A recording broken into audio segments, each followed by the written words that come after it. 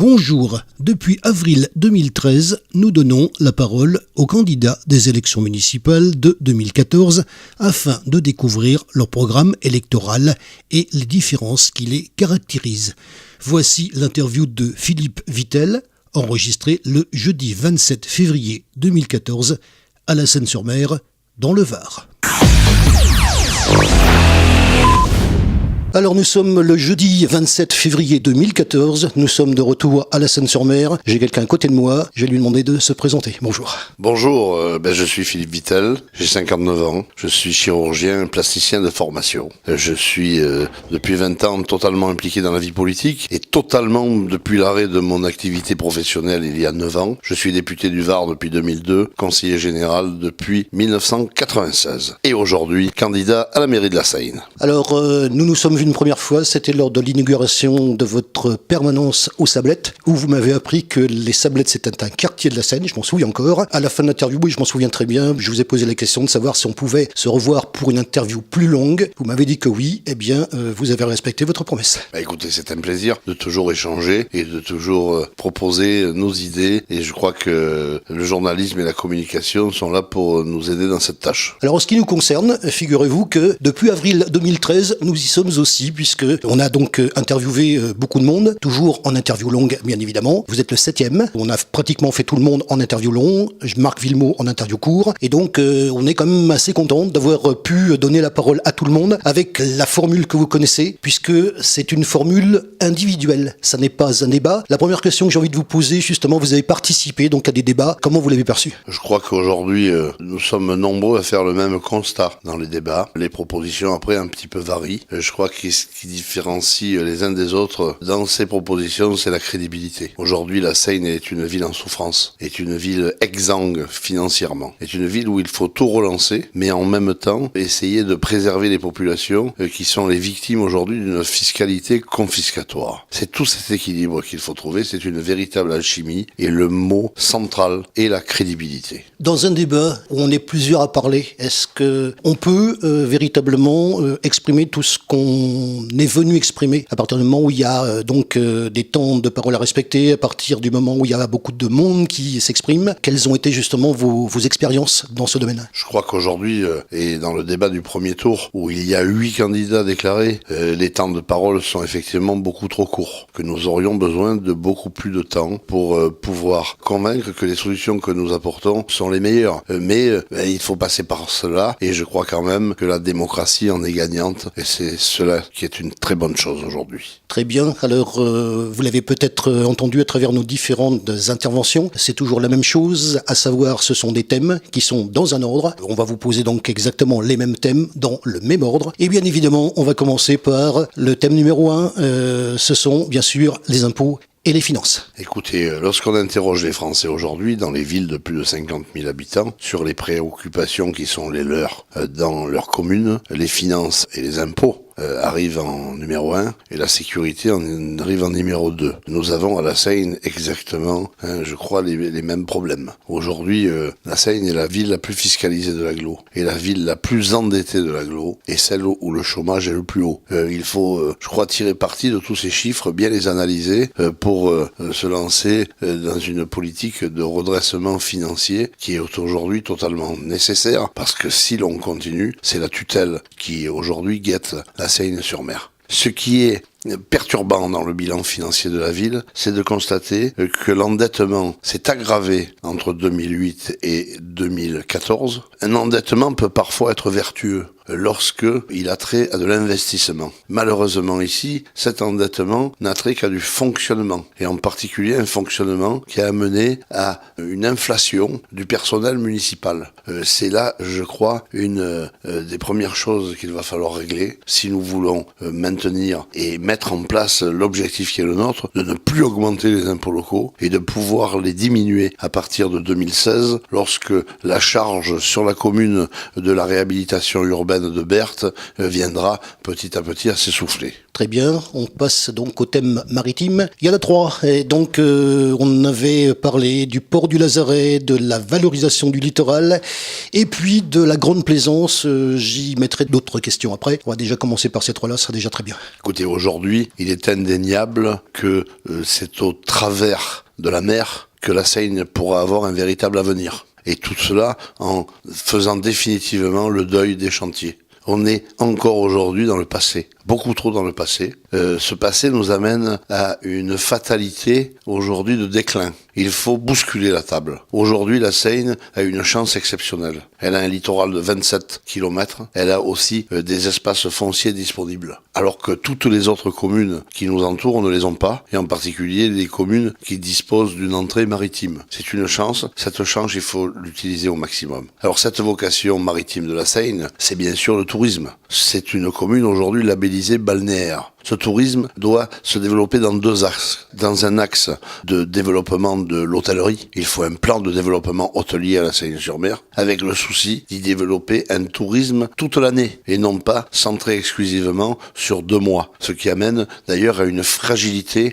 de beaucoup de commerces, de beaucoup d'éléments du tissu économique qui, le reste de l'année, se trouvent en zone rouge, alors que l'été, finalement, ils sont totalement submergés et parfois pourraient, s'ils se développent, avoir un chiffre d'affaires encore plus fort. C'est tout cela que nous devons prendre en considération. Aujourd'hui, l'hôtellerie, oui, c'est des thalassothérapies qui toute l'année vont vous amener de la clientèle. C'est le croisiérisme qu'il faut développer et beaucoup mieux exploiter qu'il ne l'est aujourd'hui. C'est aussi, et le médecin que je suis est très sensible, c'est aujourd'hui développer une filière de tourisme handicap, sur laquelle d'ailleurs le département dans son entier est en retard. La Seine peut, dans ce domaine-là aussi, devenir exemplaire, et je m'y attacherai à développer cet aspect. Il n'y a pas que le tourisme, il y a bien sûr aujourd'hui le nautisme et la grande plaisance. Nous avons là une position idéale vis-à-vis d'une clientèle d'élite. Et je crois que c'est une valeur ajoutée énorme que nous pouvons développer sur la commune. Nous devons nous y attacher totalement. Moi qui, dans mes fonctions de président de la commission économie du Conseil général, ai eu à m'occuper des dossiers, d'abord du développement du pôle mer PACA, puis aussi du développement de la filière grande plaisance, je crois que là encore, l'avenir est devant nous. Et il doit s'appuyer sur une formation professionnelle dans les métiers de la mer, qui là encore doit être exemplaire. Et en ce sens, nous avons la chance à la Seine d'avoir un institut de formation que nous devons encore mieux valoriser, que nous devons diversifier quant aux filières de formation qu'ils ont à proposer. C'est encore là une chance. Dernier sujet, bien sûr, l'activité commerciale, l'activité de recherche et la mise en place de filières d'excellence. Bien sûr aussi de profiter de la chance d'être la partie maritime de la technopole de la mer, émanation du pôle mer PACA. Nous avons déjà aujourd'hui des entreprises d'excellence sur la commune, comme l'ECNIM, comme Ifremer. Nous avons un outil exceptionnel qui est le bassin de houle BGO First. Il faut autour de cela développer toute une économie avec des pépinières d'entreprises, des start-up de haute qualité technologique qui vont être les entrepreneurs de demain et les créateurs d'emplois de demain. Et dans ce sujet, et j'arrêterai là-dessus sur la vocation maritime, mettre totalement en adéquation l'offre et la demande. Nous avons dans la Seine des jeunes sans emploi et beaucoup trop de jeunes sans emploi. Nous allons là développer dans ces filières de l'emploi que nous voulons totalement consacrer à la jeunesse seignoise. C'est un point très important, nous nous y emploierons. Très bien. Les thèmes suivants, je regroupe 2. Je vais parler du sport et de la jeunesse. Alors le sport et la jeunesse sont au centre de nos préoccupations. La jeunesse, je vous en ai déjà parlé, dans ce volet de formation professionnelle, nous avons dans les quartiers nord de la ville plus de 50% de chômage des jeunes. C'est inacceptable. Nous avons à côté de ce qui est le quartier en zone dite sensible le plus élargi du département, la zone d'activité économique la plus grosse du département. Il n'y a pas de relation aujourd'hui entre les jeunes de ces quartiers et les entreprises de la zone d'activité Sifour, la Seine, Olioul. Nous les mettrons en relation quotidienne pour arriver là à une émulation qui amènera ces jeunes vers l'emploi. Des jeunes, c'est aussi des jeunes étudiants. La Seine est une ville étudiante. Il y a tous les midis 1600 étudiants qui sont dans les rues de la Seine et qui n'ont aucun point de chute, qui l'on retrouve manger leur sandwich sur les marches de l'église. Il faut là créer des endroits dans lesquels ils vont pouvoir se retrouver en toute sécurité, dans lesquels ils vont pouvoir pouvoir échanger et y passer du temps. Et je crois que ce centre-ville, qui est aujourd'hui un des maillons faibles de la commune, doit retrouver du sens avec l'accueil de ces jeunes et tout ce que nous allons pouvoir faire pour eux. Y créer des auberges de jeunesse, y créer aussi des logements étudiants. Aujourd'hui, si l'Institut de formation au métier de la mer n'arrive pas à prendre sa vitesse de croisière, c'est tout simplement parce qu'on a oublié complètement que ces jeunes, on devait les nourrir et qu'on devait les loger. Nous avons tout cela à prendre en compte pour amener nos jeunes vers une véritable espérance de vie et autour d'un travail, autour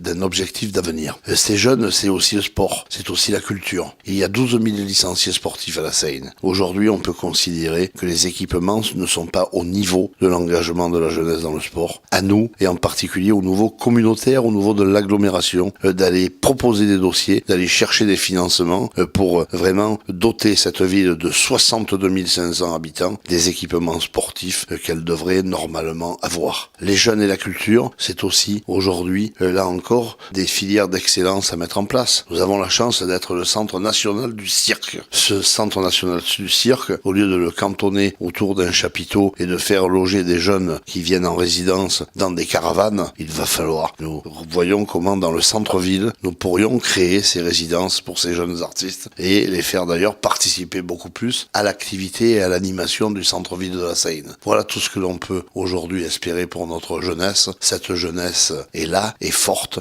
est pleine d'ambition. À nous de l'accompagner pour qu'elle ait le meilleur destin possible. Alors le thème suivant, ça tombe bien puisque c'est le thème de la culture. La culture à la Seine, vous savez qu'il y a eu, à l'époque de la municipalité d'Arthur Pecht, beaucoup de projets autour de la culture. Et Arthur Pecht avait obtenu de l'agglomération Toulon-Provence-Méditerranée la construction d'un théâtre qui était adossé à un centre de conférence. Lorsque M. Villemot a été élu à la mairie de la Seine, il a abandonné ce projet sous prétexte que cela allait coûter 1 million d'euros de fonctionnement à la ville chaque année. Je rappelle au passage, il a augmenté la masse salariale de la ville de 10 millions d'euros depuis 6 ans. Donc ce million-là, qui aurait pu, en retombée économique, apporter énormément à la ville, aujourd'hui on l'aurait retrouvé très largement. Il a abandonné ce projet. Hubert Falco a récupéré ses billes, ce qui lui a permis d'accélérer d'ailleurs le projet du théâtre Liberté à Toulon. Il en a été très heureux, mais aujourd'hui la Seine n'est toujours pas dotée d'équipements culturels de qualité et de dimension à accueillir tous ceux qui font de la culture à la Seine aujourd'hui. Alors la culture aussi à la Seine aujourd'hui, c'est un éparpillement de petites structures et je crois qu'il y a là vocation à vraiment mettre l'accent pour que ceux qui est éparpillé se regroupent et que l'on amène la Seine à avoir une dimension nationale, en particulier dans la création. Et lorsqu'on observe la diversité des créations culturelles à la Seine, on est étonné qu'elles ne soient pas plus mises en valeur. Nous nous y emploierons parce qu'il y a là un terreau de qualité, un terreau de créateurs, un terreau d'artistes qui ne sont pas assez reconnus parce que pas assez accompagnés. C'est à la municipalité de les amener vers un meilleur destin. Très bien, on continue les thèmes, les mêmes questions, dans le même ordre, avec la vie associative. La vie associative est riche dans cette ville. Elle demanderait à être plutôt parfois mutualisée et mieux coordonnée. Il y a aussi, je le dis, un souci du financement de la vie associative à la Seine. Je crois qu'il y a pas mal de financements qui manquent beaucoup d'objectivité. Cette objectivité, nous la retrouverons en mettant en place à la municipalité un organe de gestion externe qui est à même d'étudier les dossiers de demande de financement des associations, négocier avec eux des projets gagnants-gagnants et des critères d'évaluation de la bonne utilisation de l'argent public. C'est comme cela que cela fonctionne, par exemple, depuis 10 ans au Conseil général, et nous n'avons qu'à nous louer de cette méthode qui nous a permis de mieux orienter le monde associatif, de valoriser des clubs et des associations qui ne l'étaient pas assez, et peut-être aussi de conseiller certains sur lesquels nous n'avions pas une lisibilité parfaite du devenir des sommes que nous avions engagées, à mieux se comporter, à mieux travailler, à travailler sur des véritables projets, des véritables objectifs, et je crois qu'à la sortie, tout le monde est vainqueur. Donc c'est comme cela que je vois les orientations que nous pourrons donner au monde associatif. Très bien, on continue avec un thème suivant, et alors ce thème est un petit peu particulier puisque c'est celui des transports, et ce matin, justement, vous avez assisté à quelque chose de particulier. J'aimerais que vous m'en parliez. Ce matin, nous avons poussé un grand ouf de soulagement en inaugurant le deuxième tube du tunnel qui est la jonction entre les deux autoroutes A50 et A57. Il y avait deux autoroutes qui se déversaient dans la ville de Toulon. Il fallait trouver une solution. Depuis 22 ans, ce dossier était dans l'évolution, avec pas mal de soubresauts. Aujourd'hui, nous avons eu tous les élus, je le dis, le sentiment du devoir accompli dans la difficulté, mais aujourd'hui, c'est une réalité. Les deux autoroutes sont reliées par un tunnel à 2 tubes. Aujourd'hui, comme l'a dit Falco ce matin, ça va changer la donne, ça va changer les choses. Ce sont 35 000 véhicules dans les deux sens et surtout 3 600 poids lourds qui vont emprunter ce nouvel équipement, ce qui va modifier les circulations en surface. Et la modification de la circulation en surface ne va pas avoir qu'un impact sur la commune de Toulon, elle va avoir un impact sur l'agglomération tout entière. Et en ce sens, Hubert Falco a annoncé ce matin qu'il demanderait à ce qu'on réfléchisse à un nouveau plan de déplacement urbain. C'est un sujet qui m'intéresse au plus haut point. Je siège dans cette instance du plan de déplacement urbain depuis 1998. Nous avons toujours été freinés par le projet de ce tunnel. Nous ne pouvions pas nous projeter dans l'avenir tant que ce tunnel n'était pas complètement terminé. Aujourd'hui, il est terminé. Aujourd'hui, ce nouveau plan de déplacement urbain va prendre un tout autre sens. Je serai heureux de participer à sa création parce que je crois qu'il y a là à négocier beaucoup d'améliorations pour la circulation sur la Seine-sur-Mer et en particulier sur aujourd'hui la dotation en véritable moyen de transport public, de transport en commun que nous attendons dans cette ville, qu'il soit terrestre ou qu'il soit maritime. Nous ne pouvons que nous louer aujourd'hui des liaisons Toulon-La Seine et Toulon-Saint-Mandrier. Mais je crois qu'il faut développer en interurbain des liaisons qui vont permettre aux quartiers de la Seine de pouvoir se lier entre eux. Ça sera un des points sur lesquels j'insisterai lorsque nous rediscuterons de ce plan de déplacement urbain et bien sûr aussi de l'extension sur la Seine du projet de transport en commun en site propre parce qu'aujourd'hui l'agglomération a fait le choix du BHNS mais aujourd'hui nous sommes dans l'attente de la déclinaison au-delà de l'axe La Beaucaire-La Valette et là aussi nous devons totalement nous y attacher. Dernier point, les activités économiques à venir sur la Seine vont se développer avec une centralité importante sur toute la zone située entre le parc de la Navale et le nouveau site sur lequel va s'installer Monaco Marine. C'est là que nous allons retrouver l'IPFM, que nous allons retrouver le nouveau port, que nous allons retrouver le casino, que nous allons retrouver l'aménagement de l'atelier mécanique. Donc cela va amener à une augmentation de la circulation qui bloquera encore plus qu'aujourd'hui le port ancien, le port traditionnel de la Seine. Nous devons trouver une solution. Beaucoup évoquent un tunnel, d'autres évoquent un pont. Je suis personnellement beaucoup plus favorable au pont qui, en plus de son coût bien inférieur, aura un attrait esthétique et amènera une nouvelle vision de la Seine et de la rade lorsque on l'arpentera. Deuxième point, j'ai évoqué tout à l'heure, Brégaillon, son évolution dans le cadre de la partie maritime du technopole de la mer. Cela va amener aussi obligatoirement à une circulation automobile majorée avec des problèmes majeurs au niveau de la pyrotechnie. À nous de trouver des solutions pour raccourcir les distances entre le réseau autoroutier et ce réseau urbain et il faut réfléchir aujourd'hui à ce que une bretelle de l'autoroute puisse être quasiment à proximité de ce point névralgique que va être la pyrotechnie. Alors je peux vous dire que vous avez été complet sur le sujet puisque je m'apprêtais à vous poser une question notamment sur les liaisons maritimes d'un quartier de la Seine à un autre, un quartier de la Seine où on vous a vu d'ailleurs précédemment et donc vous y avez répondu, ce qui fait qu'on va donc passer au thème suivant et ce thème est important puisque ça concerne, et on en a parlé un petit peu tout à l'heure, la sécurité auquel j'adjoins aussi la police municipale. C'est un problème majeur, je vous ai dit tout à l'heure en préambule que les deux sujets qui interpellaient le plus les Français à la veille des élections municipales étaient les finances et la sécurité. La sécurité à la Seine est un problème majeur, ce qui d'ailleurs a fait que nous avons 2 zones qui ont été classées en zone de sécurité prioritaire dans la ville, Berthe et le centre ancien. Malheureusement, les moyens n'ont pas suivi la labellisation de ces zones. Aujourd'hui, cette ville est paupérisée, à mon sens, en termes de sécurité. La vidéosurveillance, la vidéoprotection est aujourd'hui à un état embryonnaire. On ne peut pas concevoir qu'une ville de 62 500 habitants ne soit surveillée que par 26 caméras. Et nous avons eu d'ailleurs l'occasion, lors d'un événement tragique que nous avons vécu il y a quelques semaines, de voir que ce système n'apportait absolument pas satisfaction. Il est donc à revoir dans son entier. Et nous devons devront doter dans les plus brefs délais la Seine-sur-Mer d'un minimum de 100 caméras pour être efficace. La police municipale, elle, a été déconsidérée par la municipalité actuelle. Arthur Pecht avait fait un travail remarquable pour en avoir un outil performant. Cet outil performant a été démantelé et a été découragé dans son action par la municipalité actuelle. Nous lui redonnerons toute sa puissance et je tiens d'ailleurs à confirmer toute la confiance que j'ai envers des agents qui aujourd'hui ont le sentiment qu'ils pourraient jouer un meilleur rôle mais qu'on ne leur en donne pas les moyens. Nous leur en donnerons les moyens. Il y aura pas mal d'autres systèmes à mettre en place. D'abord des liens avec la police nationale à reconsidérer. Bien sûr des localisations géographiques de la police plus diversifiées. Aujourd'hui tout est centralisé. Il faut qu'il y ait un pôle de police au sud, aux Sablettes, et un autre au nord, vers la zone des quartiers Berthe. Et d'ailleurs, nous envisageons, pour rendre le système plus performant et plus pratique, de pourquoi pas installer une antenne de police à l'intérieur des nouveaux commerces d'Auchan. Ce qui aurait une double vertu de sécurisation des zones d'activité économique et commerciale, et en même temps, une action sur les quartiers nord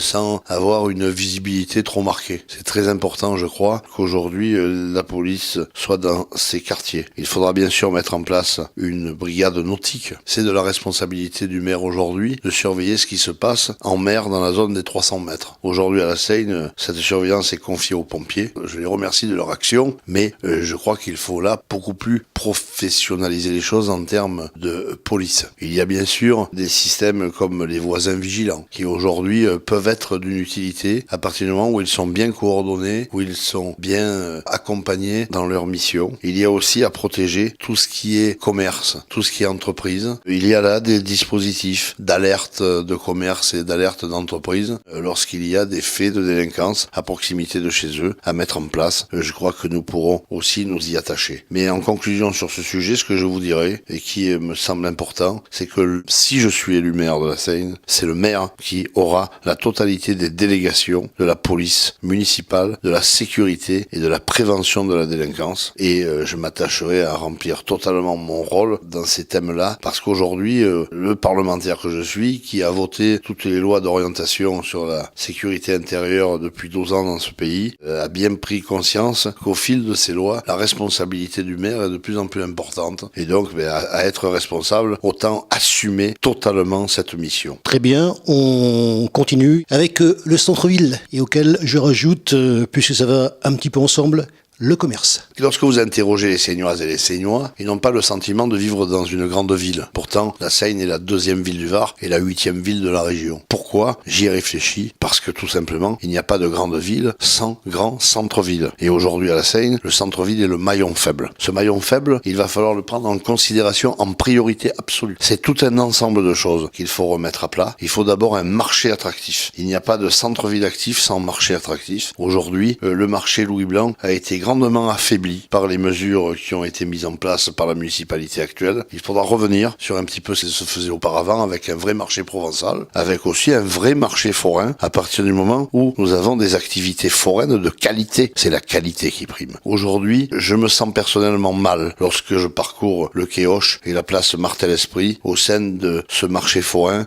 qui, pour moi, n'est pas à l'image de ce que l'on doit attendre d'un vrai centre-ville attractif. Il faudra revenir là-dessus immédiatement. Il faut aussi, après, accompagner les commerçants de plusieurs façons. D'abord, en redonnant, je le dis, une image d'esthétique à cette ville. Aujourd'hui, ce centre-ville n'est pas beau, il n'est pas valorisé, que ce soit en termes de lumière, que ce soit en termes d'aménagement des espaces publics, que ce soit des trottoirs qui sont défoncés, que ce soit aussi des plantes vertes que l'on ne retrouve plus, que localisées dans une ou deux impasses. Je crois qu'il y a là une vision esthétique qui va être pour moi l'objectif des 3 premiers mois. Je souhaite que les touristes qui ont connu la Seine l'an dernier, lorsqu'ils reviendront en juillet nous retrouver à la Seine-sur-Mer, puissent se dire tiens, il s'est passé quelque chose depuis l'an dernier à la Seine-sur-Mer. C'est ensuite un vrai accompagnement du commerce et de l'activité commerciale par la mise en place d'un véritable office du commerce et de l'artisanat auquel nous ajouterons le tourisme. Nous avons des exemples qui nous montrent que ce type d'office, et en particulier l'office l'Office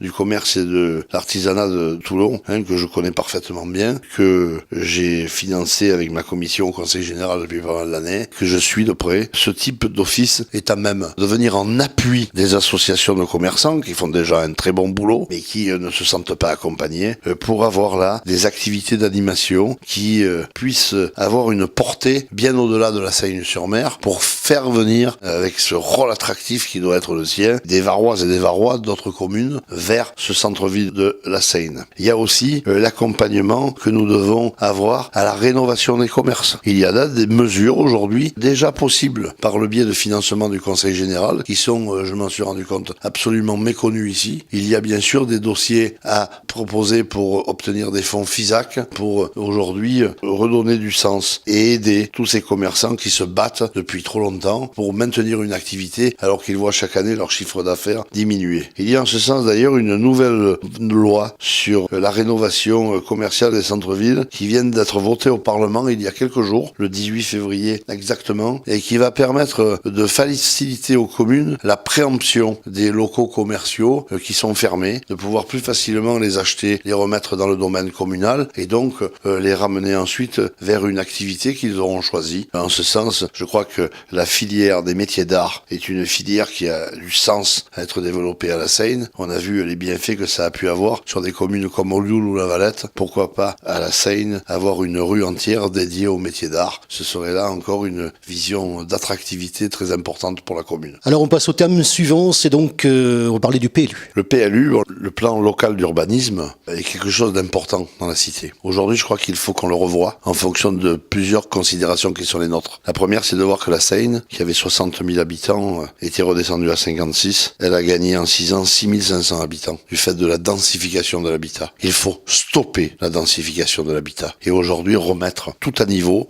pour que les 62 500 habitants de la commune vivent bien dans la commune. Aujourd'hui, le bétonnage doit être terminé. Aujourd'hui, nous devons aussi utiliser des dispositifs comme la VAP qui va permettre sur toute la zone de Tamaris étendue une protection de l'environnement et des sites, comme peut-être l'extension maritime donc vers les Sablettes ou Saint-Elme de la zone Natura 2000 du Cap Sissier, de redéfinir des endroits d'excellence dans lesquels nous serons très stricts sur l'évolution de l'habitat. Je vais vous citer un exemple. Aujourd'hui, le PLU permet de construire des R+4 sur Saint-Elme. C'est pour moi une ineptie la plus complète. Cette ineptie, nous ne l'acceptons pas. Très bien. Il nous reste donc un thème, justement.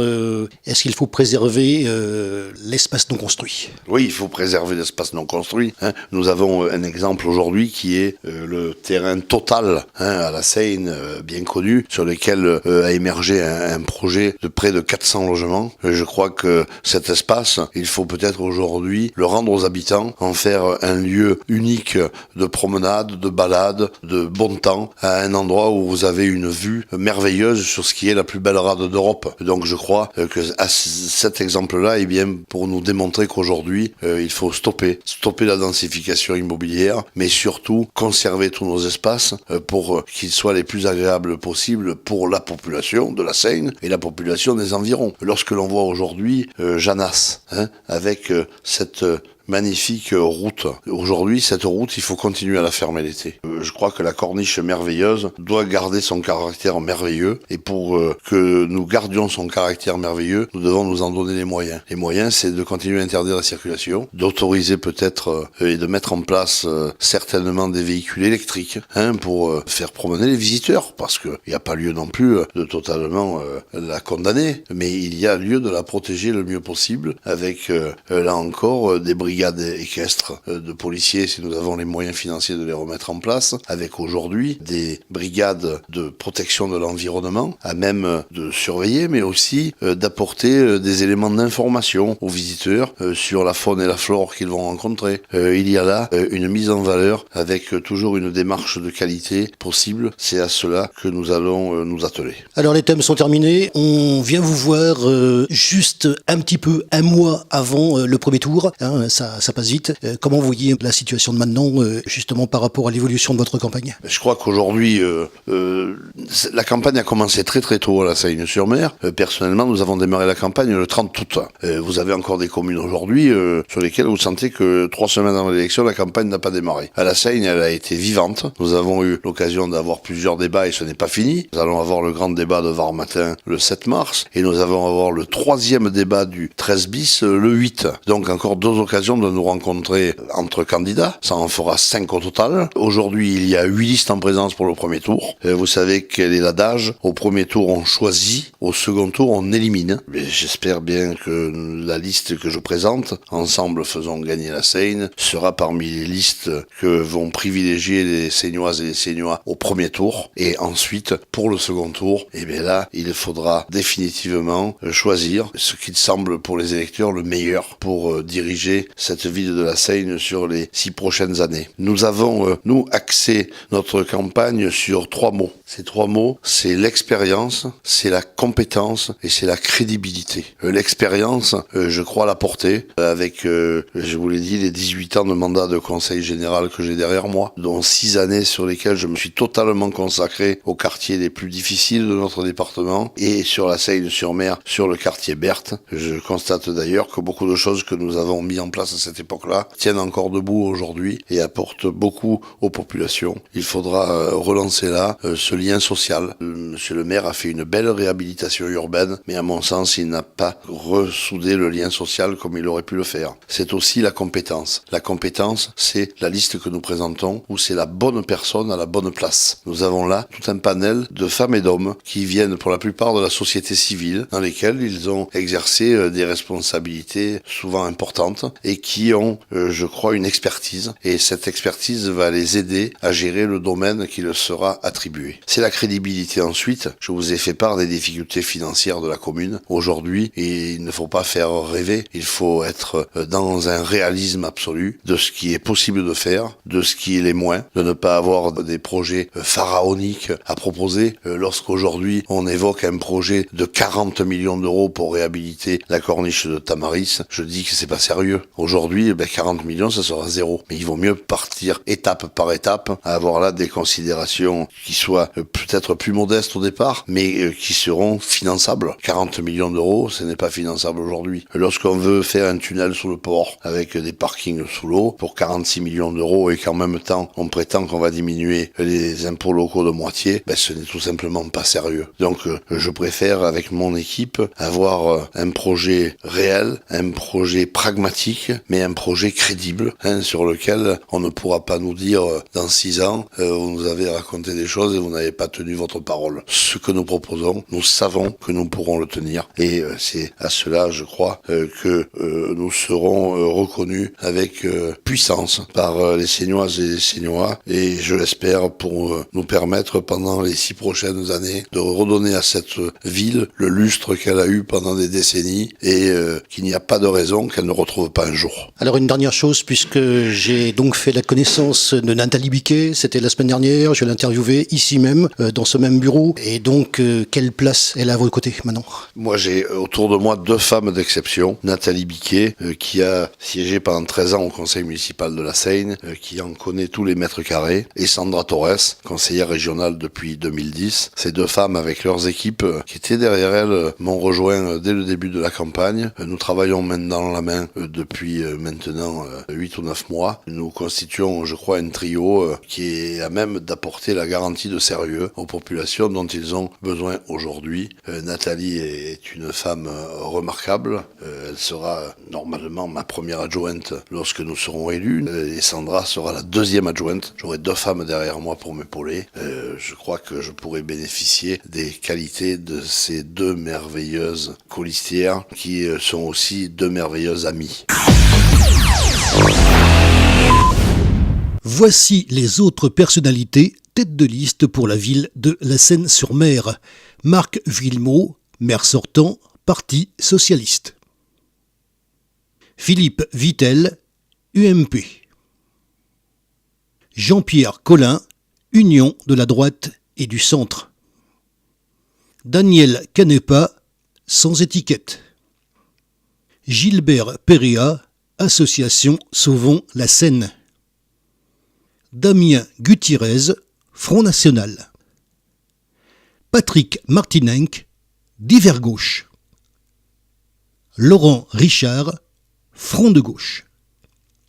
Nous poursuivons donc les interviews des têtes de liste pour les élections municipales de 2014, mais aussi des autres personnalités politiques si elles souhaitent également s'exprimer. Retrouvez les autres sujets sur la chaîne YouTube KXTC Podcast. Je vous souhaite une excellente matinée et je vous retrouve très vite sur un prochain reportage pour KXTC Podcast.